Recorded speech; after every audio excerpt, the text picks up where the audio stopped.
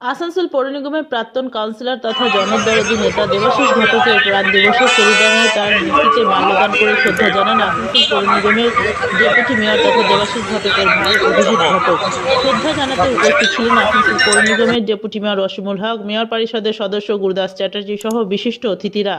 অভিজিৎ ঘটক জানান, 20 বছর আগে আসানসোল পৌর নিগমের প্রাক্তন কাউন্সিলর তথা জনদরদী নেতার প্রয়াণ হয়েছিল। তার স্মৃতির উদ্দেশ্যে প্রত্যেক বছর রক্তদান শিবির, কম্বল বিতরণ এবং নরনারায়ণ সেবা ছাড়া গোটা বছরে তার স্মৃতিতে বিভিন্ন অনুষ্ঠান করা হয়। দেবাশিস ঘটকের এখনও ভগবানের মতন পূজা করা হয়।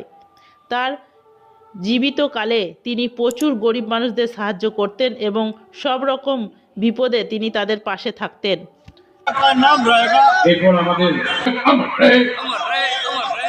আমরা তোমায় ভুলি, বিভিন্ন জঙ্গল থেকে যারা মাল্যদান করবেন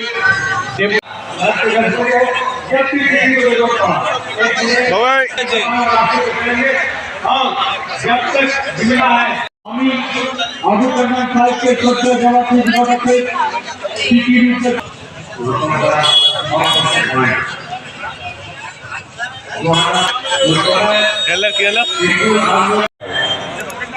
लेकिन कुछ लोग ऐसे होते हैं जिनके कारनामे उन्हें रहती दुनिया तक याद करती है। उस महान व्यक्ति में हम लोगों के हरदिल अजीज और लोगों के दिलों में बसे रहने वाले नेता, संगी, साथी, भाई देवाशीष घटक हमारे दरमियान नहीं है, लेकिन मैं ये दावा के साथ कह सकता हूँ कि जब तक ये दुनिया कायम रहेगी, ये पृथ्वी रहेगा। Green Asansol, clean Asansol.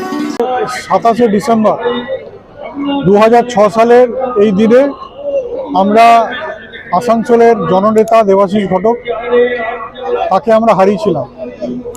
খুব অল্প বয়সে তিনি আমাদের ছেড়ে চলে গেছিলেন এবং সেই দিনের পর থেকে প্রত্যেক বছর আমরা এই 27 ডিসেম্বর তার প্রয়াণ দিবস হিসাবে পালন করে থাকি।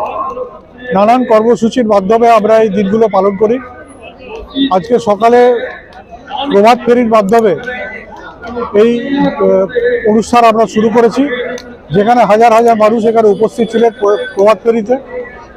এর সাথে সাথে মাল্যদান, সর্বধর্ম গ্রন্থপাঠ চলছে, এখন দেখতে পাচ্ছেন।